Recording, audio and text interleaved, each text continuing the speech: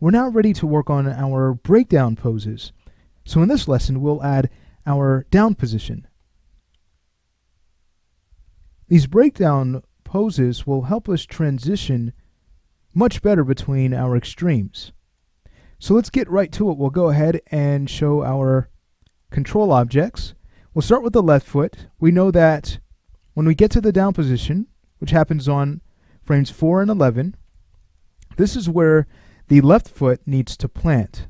So here's what we'll do. With it selected, let's zero out the translate y-axis. We'll also zero out the rotate x-axis. And we'll go to the ball control here and zero that out as well. So take a look, the foot is now planted, but we need to make sure it slides forward. So going to our leg control, let's go ahead and just bring the leg forward a bit more. Now, since this is a lighter character, this leg is going to move up just a bit, not to a point where it's fully extended. That would be unnatural, but it will move up more than a heavier character. For a heavier character, you'll notice that the leg almost kind of moves kind of straight down. So here we just want to push that leg forward just slightly. All right, great. So next, what we need to do is go to the heel control and rotate that up a bit more. That way the heel hits first and then the foot will fall one frame after. The reason why it's just one frame after is because of weight. Can you imagine if we took 2 frames to plant the foot here? The character would seem way too light. So we just want to make sure that one frame after on 5 that we go to our heel control here. Feel free to press the 4 key if you need to grab it. But from there, we'll go to frame 5 and zero out the rotate z-axis. We'll also want to make sure that the ball of the foot is zeroed out as well. So let's go to, again, frame 5 and zero out that ball control. And now the character will plant his foot. Beautiful. Now what I'd like to do here is maybe slide the leg forward a bit more, just to make sure that the character feels flexible. Remember, for a heavier character, you might want to keep the leg end closer to the character's center. All right, so that's working out well. Let's now go ahead and tweak the right leg. All right, so for this, we're going to want to bring this back. It's going to kick back here. We'll also want to bring this up. Really cool. Let's make sure that the ball control is zeroed out, and then we'll want to rotate the foot back for follow through. Great. So let's see what we end up with.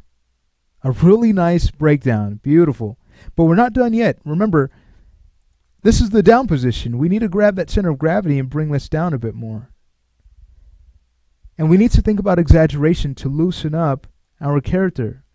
We don't want much exaggeration. We don't want the character to bop in a cartoony way, but we should still bring down the center of gravity enough where we can really see the energy in this run. So a little bit of exaggeration is still required.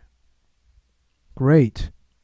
And if you'd like to learn more about that, feel free to take a look at our 12 Principles series.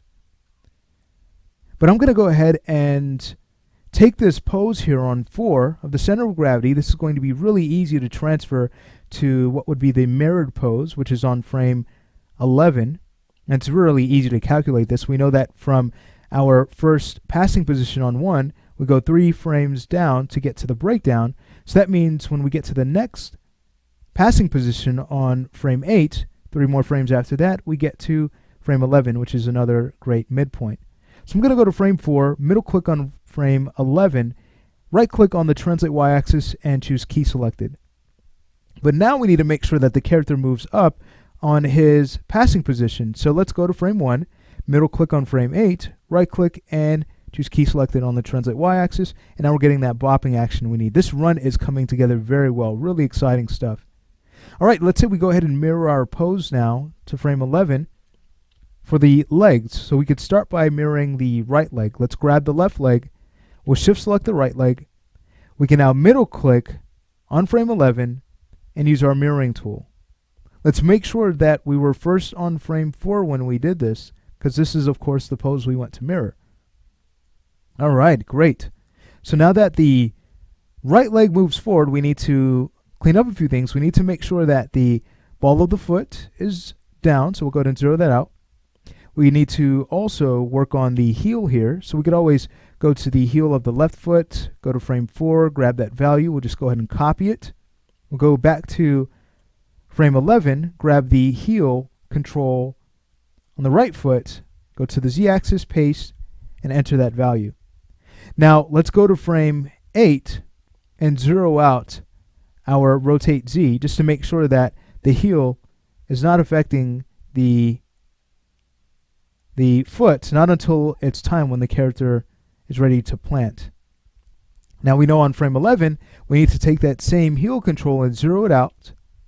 Great. Let's check the ball control. That also needs to be zeroed out. And that's happening on frame 12. Excellent. So this is really coming together well. Let's say we go ahead and take the right leg and make sure that we transfer those values to the left now. So again, on frame 4, we'll middle click on frame 11. We'll grab the right leg first. We'll shift select the left leg, and we'll use our mirroring tool. Great. Let's go ahead and scroll back to frame 11 now. And it looks like we need to do a few things. Let's check the heel control. That's fine. So we need to go to our ball control and zero that out on frame 11. Excellent. So the legs are looking beautiful in no time at all. Very exciting. All right, let's go ahead and scrub through and check just to make sure that the character's foot is not intersecting. And right now you can see that it kind of is intersecting when we get to one frame after our passing position. So this is a really easy fix. All we need to do is go to our translate y-axis and just bring the foot up so that it does not intersect.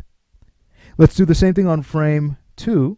See, we'll need to bring the foot up here, the right foot in this case. So here's what we'll do. We'll simply go to frame 9, copy our translate y,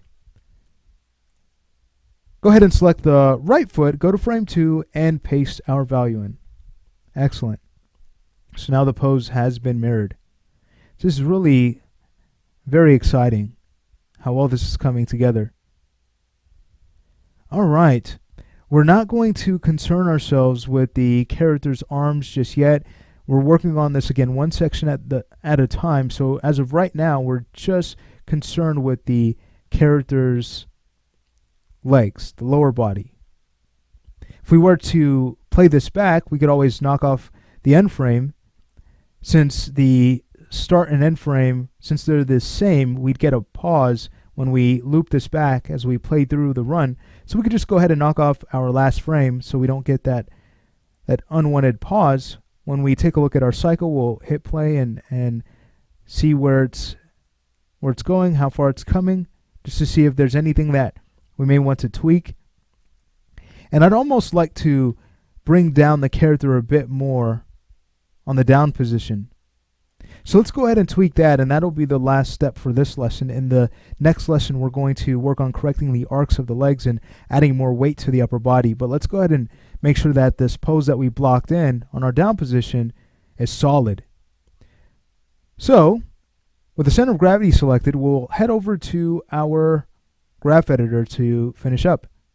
Let's go ahead and select the translate y-axis. We'll press the F key. And now, all we need to do is go ahead and grab these two down position keys on 4 and 11. Holding down shift, we'll start to drag with the middle mouse button to make sure that we lock our movement here in value. We'll just bring these down a bit more to loosen up the character and add more energy to the run. Very exciting.